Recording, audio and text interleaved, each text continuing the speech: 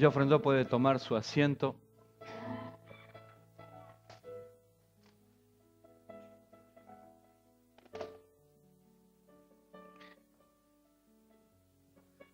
Antes que me olvide, que no les agradecí la semana pasada tuvimos el aniversario. ¿Cuántos vinieron al aniversario? Bien, ¿les gustó el aniversario? No les agradecí a las hermanas que estuvieron decorando. Qué lindo que está la iglesia, que sí. Un aplauso, por favor, a las que decoraron. Muy bonita. Estaba tan bonita que no la quisimos de sacar.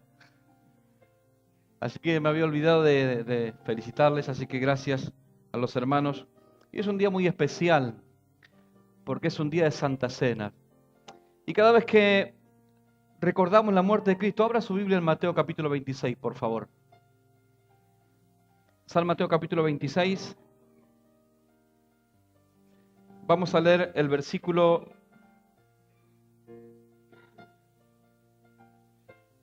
a partir del 14.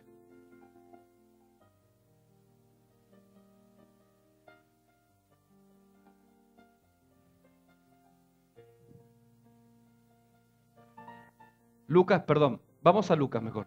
Me gusta más la de Lucas. Lucas 22 dice lo mismo, pero Lucas me gusta más como lo refleja Lucas capítulo 22.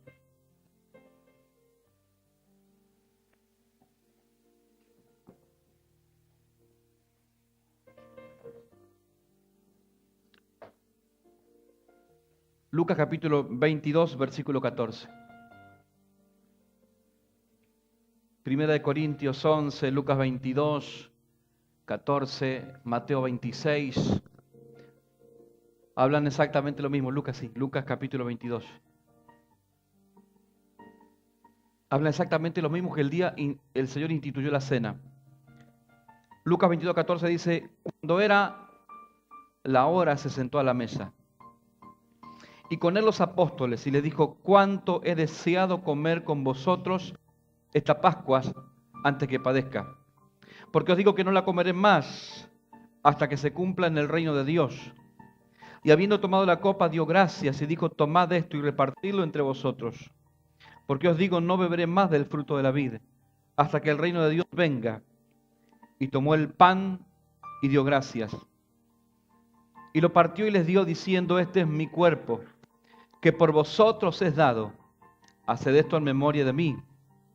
De igual manera, después que hubo cenado, tomó la copa, diciendo, esta copa es el nuevo pacto en mi sangre, que por vosotros se derrama.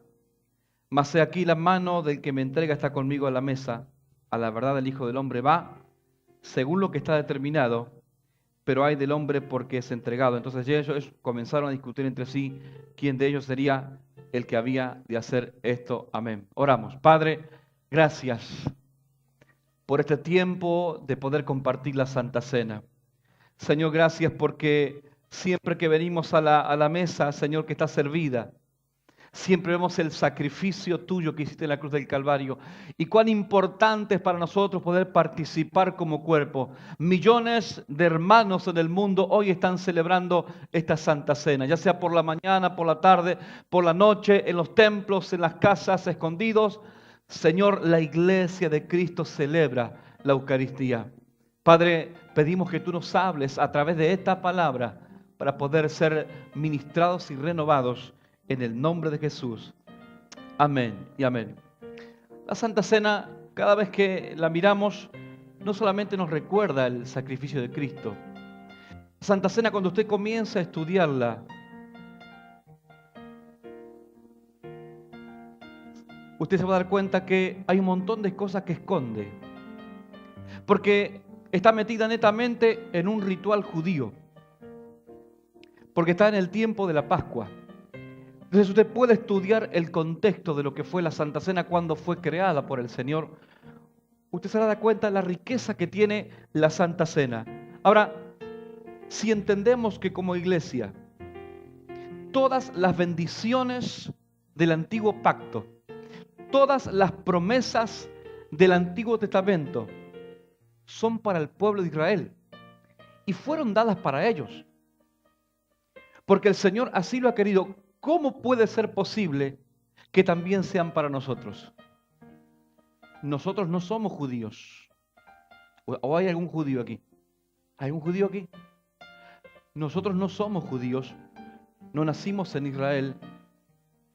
Por consecuencia, no podríamos ser merecedores de las promesas de Dios que fueron netamente para este pueblo, para Israel. Ahora, tendríamos que investigar en la Biblia qué tenemos que ver con Israel. ¿Hay algo que tengamos nosotros con Israel? Vamos a la palabra en Romanos, capítulo 11, versículo 11.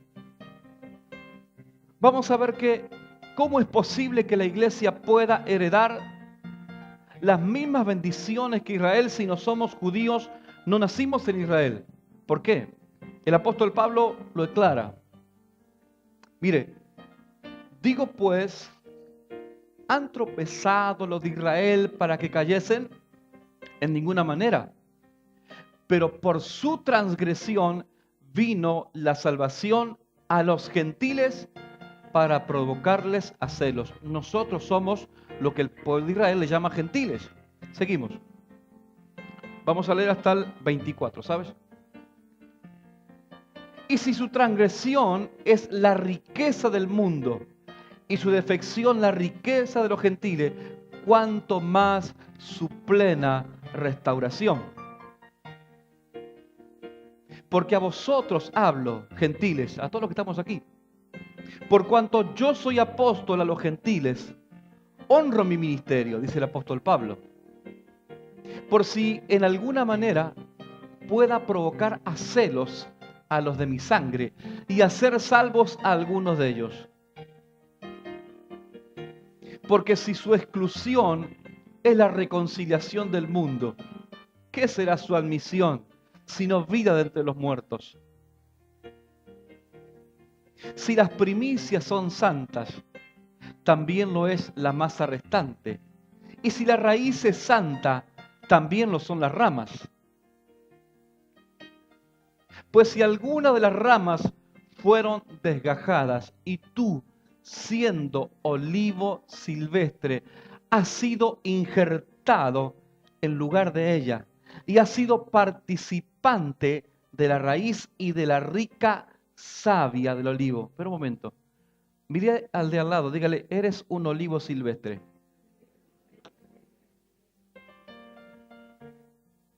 Está hablando que Israel es el olivo bueno, el olivo que da frutos. Nosotros somos el olivo silvestre, así nos llama el apóstol Pablo. Dice que fuimos injertados en lugar de ellas. Vamos al 18. No te jactes contra las ramas, o sea, no te jactes contra Israel. Y si te jactas, sabe que no sustentas tú a la raíz, sino la raíz a ti. Pues las ramas, dirás, fueron desgajadas para que yo fuese injertado. Bien, por su incredulidad, o sea, por la incredulidad de ellos, fueron desgajadas, fueron quitadas, pero tú por la fe estás en pie. No te ensorbedezcas, sino teme. Porque si Dios no perdonó a las ramas naturales, a ti tampoco te perdonará. Mira pues, la bondad y la severidad de Dios, dos cosas. La severidad ciertamente para los que cayeron, pero la bondad para contigo. Si permaneces en esa bondad, pues de otra manera, tú también puedes ser cortado. Y aun ellos, si no permanecieren en incredulidad, serán injertados, pues poderoso es Dios para volverlos a injertar. Porque si tú fuiste cortado de que por naturaleza es olivo silvestre, y contra naturaleza fuiste injertado en el buen olivo, ¿cuánto más esto, que son las ramas naturales, serán injertados en su propio olivo? Amén. ¿De qué habla esto? Está diciendo que gracias a la incredulidad de Israel, nosotros fuimos salvos. ¿Sabía eso? Si Israel Si Israel hubiera aceptado al Mesías, nosotros no tendríamos salvación. Por eso los profetas dicen que iba a endurecer el corazón de ellos, iba a endurecer sus oídos para que oyendo no entiendan, para que luego sean salvos. Jesús vino a los suyos y los suyos no le recibieron, pero era un plan de Dios para que nosotros, que no éramos merecedores de la salvación, podíamos ser injertados a la rama. Y la Biblia dice, cuando los tiempos se acaben, Israel volverá a ser injertado otra vez, como estaba al principio. ¿Me sigue hasta aquí? ¿Me va entendiendo lo que le estoy diciendo, sí o no? La Biblia habla muchas veces con animales, con árboles, con frutos, con tierra. Siempre Dios habla al pueblo de la forma que les pueda entender. Y habla de injerto, habla de una rama que es desgajada, habla de un montón de cosas. ¿Sabes qué es lo que me gustó cuando leí sobre el injerto? Dice que un árbol que se comienza a envejecer, un árbol que tiene muchos años, o no da fruto, dice que el dueño del árbol comienza a podarlo para que coja fuerza, pero muchas veces ni aún así el árbol da frutos. Entonces, el dueño o el que cuida ese árbol se da cuenta que la única forma que ese árbol sea productivo es injertarlo. Le hace un corte en el tronco, toma una rama que es de otro árbol y lo pone. Dicen aquellos que saben que cuando el árbol detecta un corte en su tronco, dice que reacciona. Reacciona ante la herida. Reacciona para defenderse, porque lo están dañando. Y dice aquellos que injertan que cuando entra eso, le da una vida nueva al árbol. Y ese árbol que no producía, ese árbol que estaba viejo, ese árbol que no da fruto, cuando recibe el injerto, solamente por el hecho de ser cortado y por el hecho de recibir el injerto, hay toda una revolución en el árbol y comienza como una renovación por dentro y le lleva a dar frutos. Eso fue lo que pasó con Israel. Busca Efesios capítulo 2, versículo 12. El árbol de Israel no daba el fruto que esperaba, que Dios esperaba. Nosotros necesitamos ser salvos. Entonces, Efesios dice, en aquel tiempo vosotros estabais sin Cristo, alejados de la ciudadanía de Israel. Escucha bien esto, que es lo que yo dije al principio, importante. Estábamos fuera de las promesas, estábamos fuera de todo lo que Dios quería para nosotros. Dice, y ajenos a los pactos de las promesas, sin esperanza, sin Dios en el mundo. Pero ahora en Cristo Jesús, vosotros que en otro tiempo estabais lejos, habéis sido hechos cercanos por la sangre de Cristo. Porque Él es nuestra paz, que de ambos pueblos hizo, dígalo fuerte, derribando la pared intermedia de separación, no más, aboliendo en su carne las enemistades, la ley de los mandamientos expresados, las ordenanzas, para crear en sí mismo de los dos, ¿qué? Un solo y un nuevo, ¿nuevo qué? La cruz de Cristo no solamente nos redimió de los pecados, no solamente quitó nuestras transgresiones, la cruz de Cristo hizo algo más. Porque si no fuéramos injertados en Israel, dice el apóstol Pablo, aunque fuéramos sido salvos, no podríamos tener las promesas que Dios le había hecho a Abraham. ¿Me sigue? Al morir Cristo, nos injerta Israel y dice, y de los dos pueblos somos uno. ¿Qué quiere decir esto? Esto es muy fuerte lo que le estoy diciendo. El apóstol Pablo dice, nosotros somos uno con Israel. Porque Israel es el pueblo escogido de Dios. Nosotros somos el pueblo escogido. Ahora los dos somos un solo pueblo. Y porque somos un solo pueblo, somos herederos, dígalo conmigo, de todas las promesas. Digo de vuelta, todas las promesas. Ahora, ¿para qué fuimos injertados? Fuimos injertados para dar frutos. Porque aquellos que tenían el reino no daban frutos de él. Israel se estaba muriendo por la religiosidad, se estaba secando. Y el maestro entendió que era tiempo de podar, tiempo de injertar, porque necesitaba que diera fruto. Nosotros fuimos injertados para que todo el conjunto dé fruto para el reino. Y dice más, somos nutridos por la misma raíz. La raíz es el Señor, es Jehová, es Dios. Él alimenta, dice, nosotros nos nutrimos de lo mismo que se nutre Israel, de la misma palabra que ellos se nutren. Los dos pueblos, aunque ellos no reconocen algunos al Mesías, somos y vamos a ser nutridos de la misma palabra y por el mismo espíritu. Porque los dos, nosotros fuimos injertados y los dos, dice el apóstol Pablo, bebemos de raíz. El profeta Isaías lo explica. Vaya conmigo a Isaías capítulo 11, versículo 1, para que lo entienda mejor. Isaías 11, capítulo 1, lo explica de una forma tremenda. Y es tan exacto Isaías. Isaías 11, 1.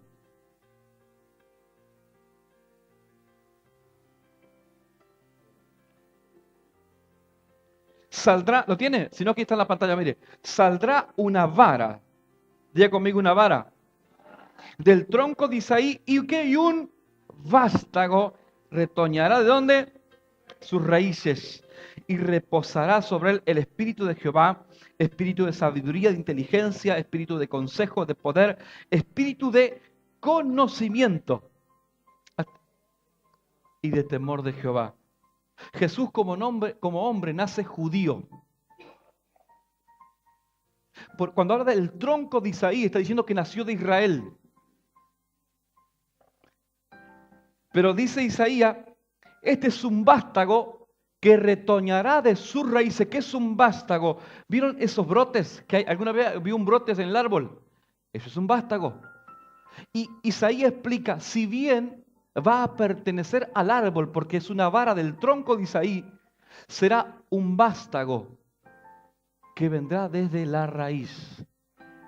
Es un retoño, Jesús. El profeta Isaías dice, Jesús es una ramita que ha crecido, pero no del tronco. Si bien pertenece al árbol, ha nacido desde la misma raíz. Por eso, Jesús, a pesar de que era judío, tenía una comunión con el Padre que ninguno de ellos tenían, porque se nutrían del mismo Padre. Jesús oraba y decía, Padre, yo oro porque tú y yo somos uno y oro para que ellos también sean uno como tú y yo.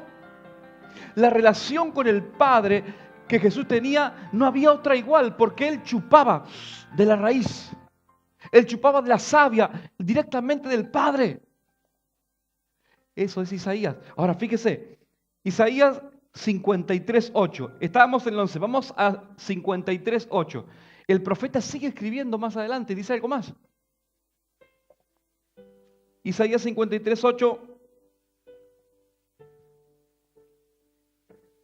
Léalo conmigo. Por cárcel y por juicio fue, y su generación, ¿quién la cortará? Porque fue que de la tierra de los vivientes y por la rebelión de mi pueblo fue herido. Escuche bien lo que el profeta está diciendo. Usa dos palabras, dice que él fue cortado y él fue herido. La palabra herido es negá, significa ser herido por un golpe. Significa ser herido, como que alguien le pone la mano encima y lo golpea. Y la otra palabra que usa, que es fue cortado, la palabra es azar, que significa cortar, arrancar y dividir. El profeta Isaías está diciendo, esa vara que iba a brotar del tronco, de la raíz del olivo, que es Israel, esa, dice, va a ser golpeada. esa rama, esa vara que está creciendo junto al tronco y que se nutre de raíz, va a ser tomada y va a ser golpeada. Y es más, va a ser arrancada, va a ser cortada. Y eso fue lo que le pasó a Jesús. Isaías 53:11. Fíjese, vamos un poco más allá, estábamos en el 8, el 53:11. Verá el fruto de la aflicción de su alma y quedará ¿qué? Satisfecho.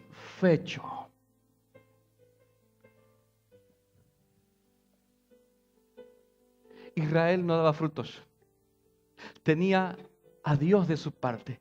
Tenía la palabra de Dios para que el mundo viese en Israel quién era Jehová. Pero no supo sacar fruto por la religiosidad que tenía. El Padre hace nacer el vástago, que es Jesús, como un hombre.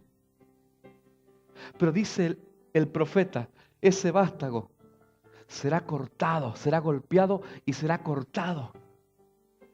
Y cuando ese vástago sea cortado, en el lugar donde fue cortado vamos a ser nosotros injertados, que no somos del olivo de Israel.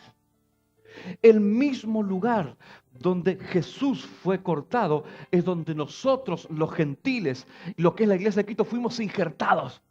No en el tronco, sino en la raíz. Para que nosotros, aunque seamos del mismo árbol, dice, de los dos hizo un mismo pueblo, nosotros, al igual que Jesús, podamos beber directamente del Padre, directamente de la raíz, la rica savia.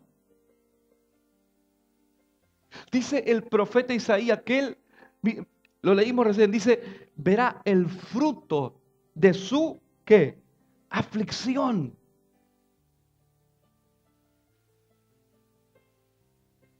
Cuando la rama fue cortada, cuando fuimos injertados, el fruto fue tal.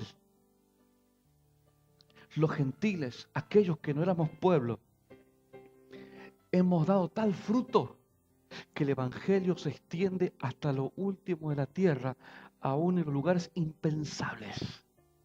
Jesús está siendo conocido en los 5 continentes gracias al olivo silvestre que fue injertado. Y eso no hubiera pasado si Jesús no hubiera muerto. No hubiera pasado si los gentiles no hubiéramos sido agregados. El profeta dice, ahora, cuando Él sea cortado y el olivo silvestre sea injertado, va a haber mucho fruto. Y verá que el fruto de esa aflicción, verá que fue necesario que Él pasara por eso, que fuera golpeado, que fuera lastimado y un montón de cosas más. Ahora, cuando volvemos a la Santa Cena,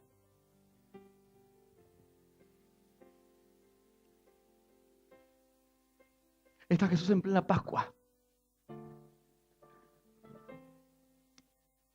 Pleno rito judío. Es la fiesta más importante para los israelitas. Tiene muchas fiestas, pero la más importante es la Pascua. Porque ahí ellos celebran que fueron sacados de Egipto. Y la más importante, no es casualidad que Él, el Maestro, elija esa fiesta más importante para darnos la fiesta más importante de la iglesia, la Santa Cena. Adoramos, cantamos, ofrendamos, predicamos y hacemos un montón de cosas. Pero uno de los momentos más importantes de la iglesia es cuando venimos a la mesa del Señor. Fíjense en cómo hace el Señor. La fiesta más importante para Israel, Él instituye la fiesta más importante para la iglesia. Entonces, solo Lucas es un poco más explícito en estas cosas. Usted puede leer los 4 evangelios y hablan de lo que está pasando, pero solo hablan de una parte donde dice que tomaron la copa y que comieron el pan y nada más. Pero Lucas, que es un poco más detallista, en Lucas 22:16 dice,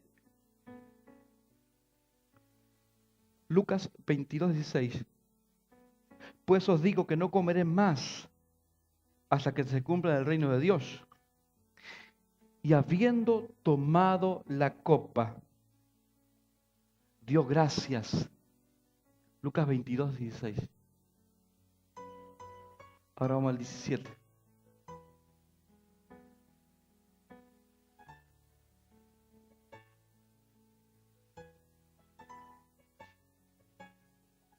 Vamos al 17.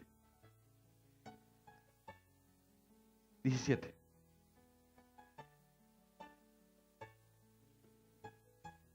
Y habiendo tomado la copa, dio gracias y dijo, tomad esto y repartidlo entre vosotros. Sigue uno más. Porque os digo que no beberé más del fruto de la vid hasta que el reino de Dios venga. Vamos otro. Y tomó el pan y dio gracias y lo partió y le dio diciendo, esto es mi cuerpo que por vosotros es dado. Haced esto en memoria de mí. Y de igual manera, después que hubo cenado, tomó la... ¿No la había tomado ya? ¿Ya la había tomado? ¿Sí o no?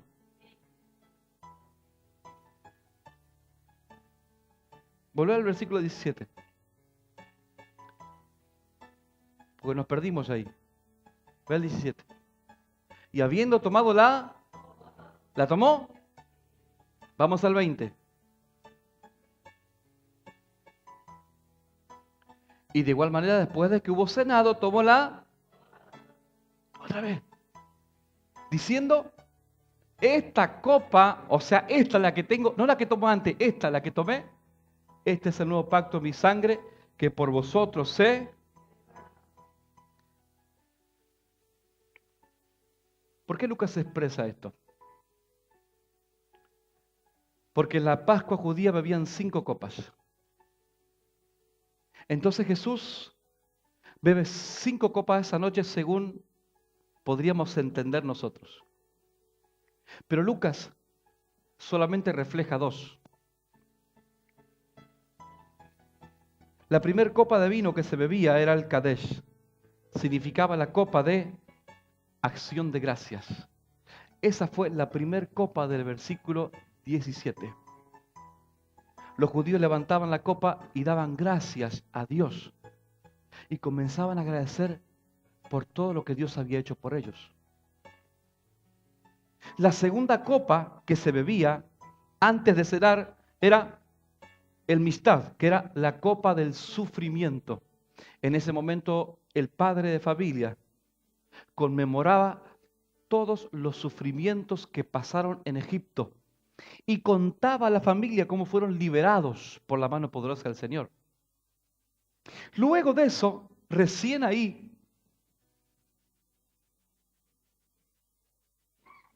venía el pan. Por eso en el 17 dice, habiendo tomado la copa, dio gracias. Tomad esto y repartidlo entre vosotros. Primera copa. La segunda copa no se nombra. Lucas no la nombra. Después viene el pan. Dice, y tomó el pan y dio gracias y lo partió y les dio diciendo, este es mi cuerpo que por vosotros es dado. Haced esto en memoria de mí. Dicen que ellos tenían 3 panes muy emblemáticos. Eran 3 panes sin levadura y se guardaban dentro de una bolsita que tenía 3 compartimentos y los ponían a los 3 separados pero en la misma bolsa.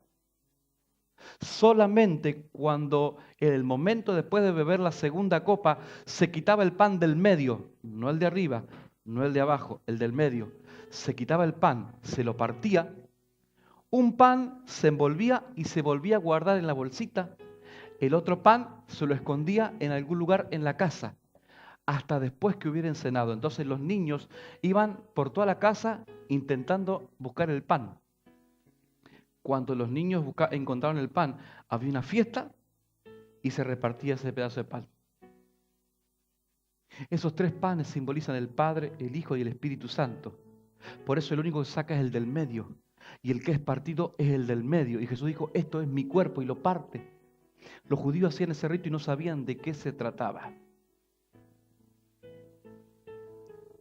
El pedazo que se guarda Algunos historiadores dicen que significa el cuerpo de Jesús. Jesús era 100% hombre, 100% Dios. Al partirse en dos y a guardar un pan en la bolsita, simboliza que Él iba a ir a la tumba envuelto en una sábana y envuelto ahí. Y aquel pan que se escondía, o aquella parte que se escondía, es la parte divina de Cristo, que se iba a esconder hasta que nosotros pudiéramos verlo.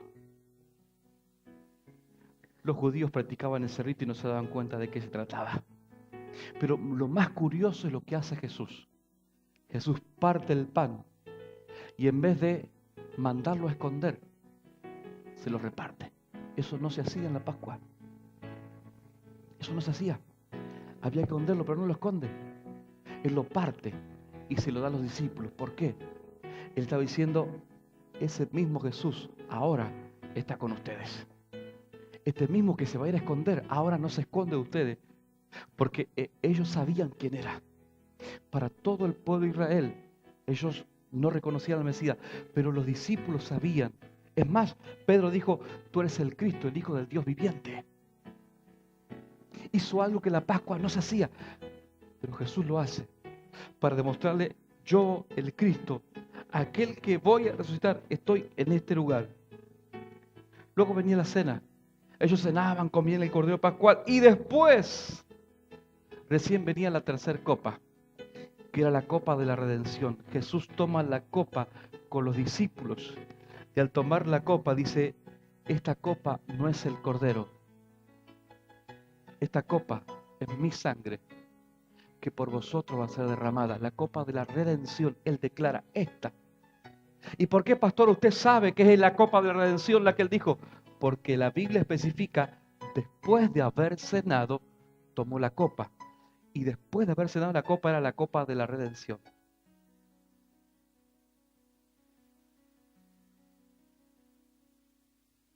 Luego de haber tomado la copa de redención, venía la cuarta copa, que era el Halel, la copa de la adoración. Y dice, testifica Mateo y testifica Marcos. Y luego, después de haber cantado el himno, se fueron al monte de los olivos. Se bebió la copa de la redención, la compartió con ellos. Bebieron la copa del Halel, de la adoración.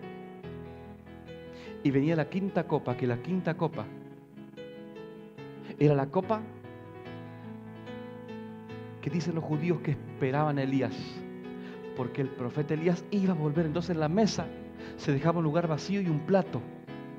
Y cuando terminaba la cena, un niño tenía que ir corriendo a la puerta, iba corriendo a la puerta a ver si estaba el profeta Elías. Iba hasta la puerta y abría la puerta y dice, no está. Ah, entonces no vino todavía.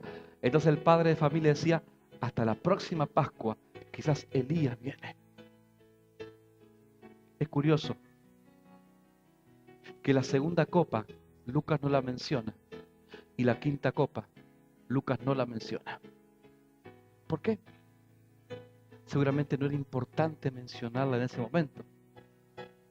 Pero acompáñeme en un último texto.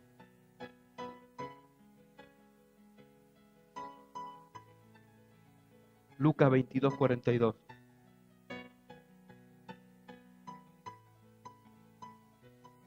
Ahí veremos por qué Lucas no menciona la copa del sufrimiento. Jesús está en el huerto del Getsemaní. Está a punto de ser entregado. Y él dice, Padre, léelo conmigo. Si quieres, pasa de mí esta, pero no se haga mi voluntad, sino la tuya.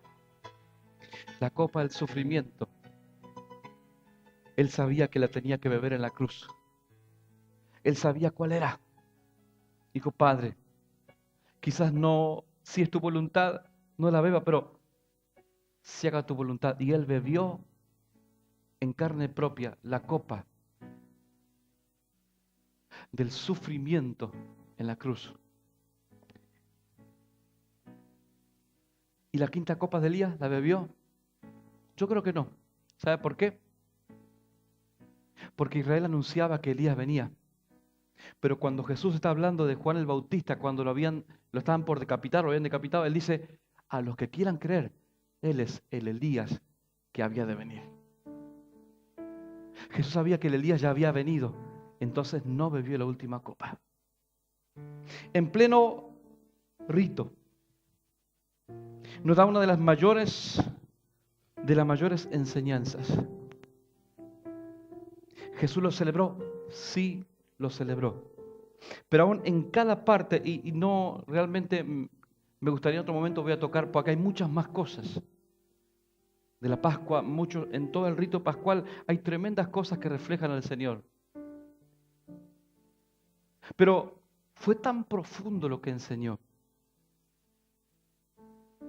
tan profundo, que aún a Israel le quedaba el velo y no podían ver. Pero a nosotros, que tenemos al Espíritu Santo, sabemos que cada vez que venimos a la Santa Cena, si esta cena fue inspirada en la Pascua, quizás nosotros deberíamos practicar ciertas cosas. Pastor, ¿que no vamos a ser judíos? No. ¿Comenzaremos con los ritos? No. Podríamos hacer lo que el Señor hizo esa noche. Siempre imitamos, como dice el apóstol Pablo, lo que hizo el Señor. ¿Por qué no imitamos lo que hizo Jesús esa noche? Y por la fe tomamos las 4 copas. No tengo 4 copas para cada uno hoy. Pero como es un simbolismo, vengan al grupo de alabanza, por favor.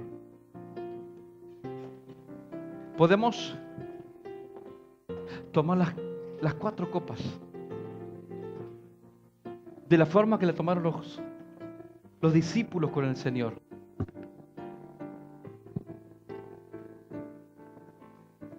Póngase de pie, por favor.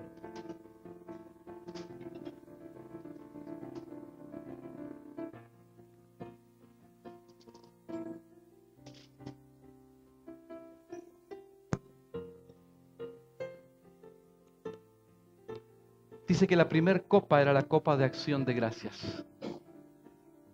Usted no tiene una copa en su mano, pero tiene mucho por qué agradecer. ¿Por qué no se toma esa copa en la mesa del Señor de la gratitud? Y cierra sus ojos donde está y comienza a agradecer por todo lo que Dios hace continuamente por usted. Tome un tiempo para agradecer y tome esa copa del agradecimiento.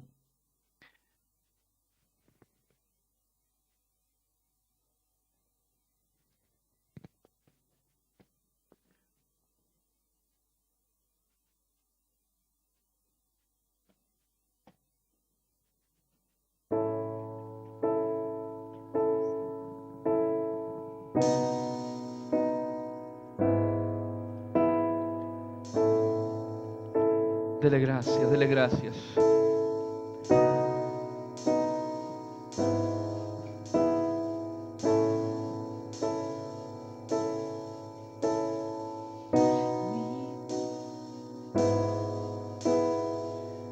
Mi Dios y Padre eterno, autor de la creación,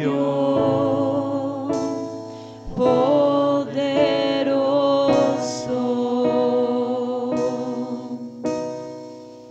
tu Espíritu intervino, el Verbo se encarnó, Cristo tú salvas, creo en nuestro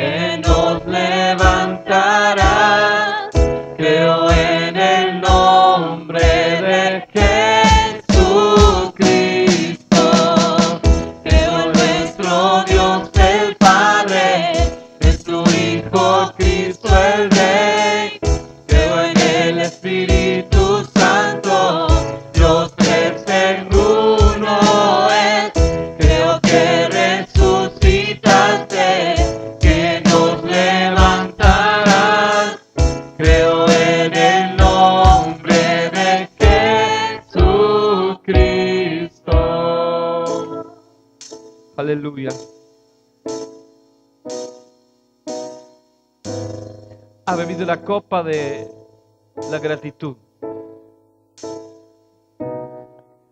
Y ha dado gracias por tantas cosas al Padre. La segunda copa era la copa del sufrimiento. Y fue la que Él pagó por nuestros pecados.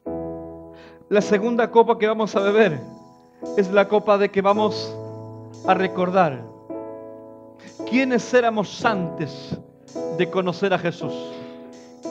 ¿Quién eras tú antes de conocer a Cristo?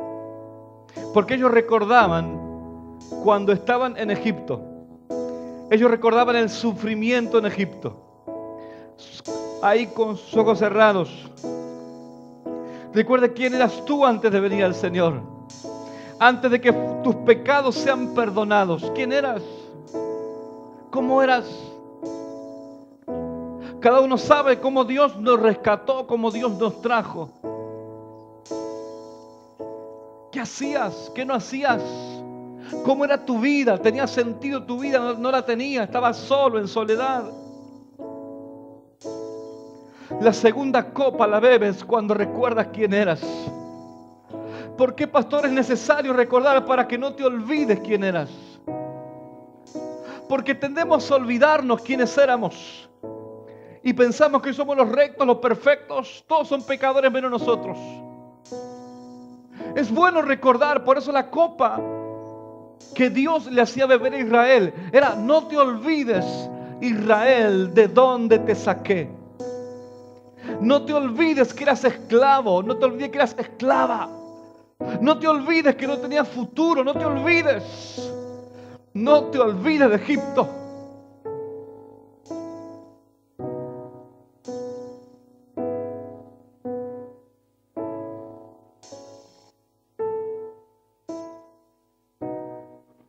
Y luego de beber la copa y de recordar quiénes eran, dice que tomaba el pan y lo partía en dos. Y Jesús, cuando hace eso, les dice a los discípulos: este es mi cuerpo, que por vosotros es partido. Este es mi cuerpo. Cierre sus ojos. Padre, estamos en tu mesa esta noche. Entendemos, Señor, que existe algo que no se hacía en el rito judío. Dar a cada uno esa parte del pan.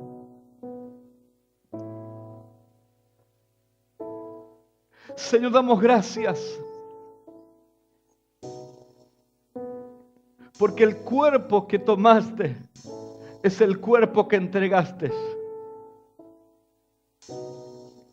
Esa rama que salió de la raíz fue la rama que fue cortada para que nosotros fuésemos injertados. Si tú, Señor, no hubieras sido cortado de la tierra de los vivientes, si tu cuerpo no hubiera sido entregado, lastimado, golpeado, jamás hubiéramos sido injertados. Y hoy, Señor, gozamos de los beneficios, de las promesas que le diste a Abraham, a Isaac, a Jacob. Promesas de bendición, promesas de prosperidad, promesas de cobertura, promesas para la familia, para nuestros hijos, promesas para nuestro futuro. Tantas promesas, Dios, que le diste a Israel son nuestras, porque fuimos injertados cuando tú fuiste cortado. Gracias, gracias. Coma ese pan y dele gracias por eso.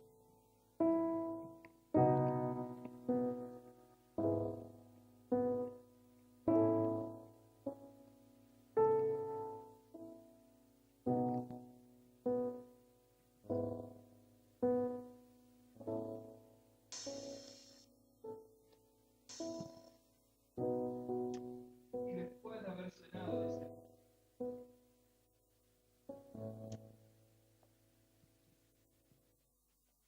tomó la copa de la redención.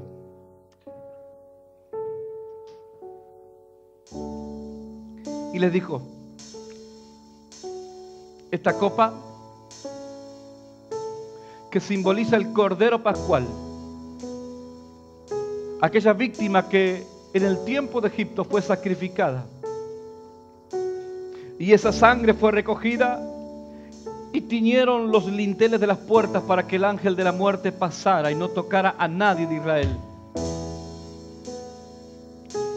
Jesús dijo, yo soy ese Cordero. Esta es mi sangre.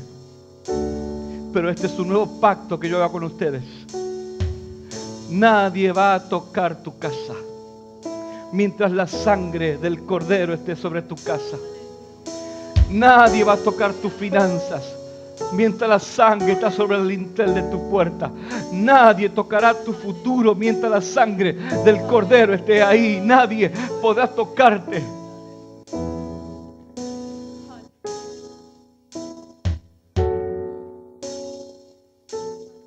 Esa sangre no es solamente la garantía de que tus pecados fueron perdonados. Esa sangre simboliza la cobertura sobre tu casa, la cobertura sobre tu vida, la cobertura sobre tus hijos, la cobertura sobre todo lo que posees. Por eso fue hecha en un contexto judío pascual, para que sepas que si la sangre de Jesús está sobre ti, nada puede ir en contra tuya. Hay una promesa que Dios le dijo: por un camino saldrán contra ti, pero por 7 caminos huirán de ti. El ángel de la muerte no podrá tocarte. La maldición no podrá tocarte. Estaba Israel a punto de tomar Jericó. Y los reyes de los amorreos contratan a un tal profeta.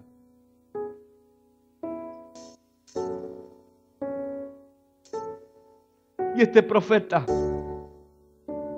va a consultar a Dios porque ellos querían maldecir a Israel.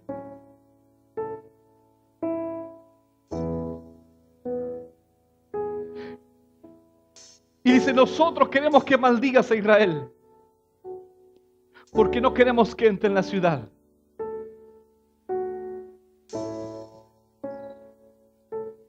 Y Balaam toma sus palabras y dijo: ¿cómo voy a maldecir a aquel que Dios ha bendecido? ¿Cómo voy a execrar a aquel a quien Dios no ha execrado? No puedo maldecir lo que Dios ya ha bendecido, le dijo Dios al rey de los amorreos. No puedo hacerlo, porque hay una bendición tan fuerte sobre él que la maldición no puede tocarle. Eso significa que la sangre esté sobre tu casa. No hay maldición que pueda llegarte ni tocarte, porque la sangre del Cordero perfecto de Jesús está sobre tu casa y sobre tu vida. Señor, gracias por esa sangre que simboliza la sangre del Cordero perfecto, que fue puesta sobre el lintel de las puertas. Y el ángel de la muerte no entró y no trajo desgracia sobre la casa. Gracias porque esa sangre es nuestra cobertura.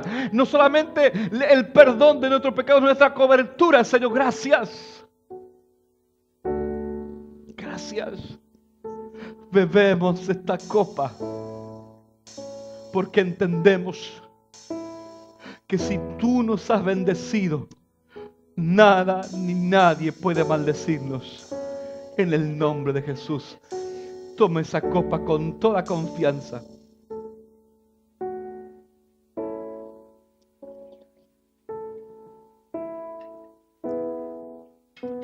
Mientras las hermanas recogen la copa, levante sus manos. Porque la cuarta copa es la copa de la adoración.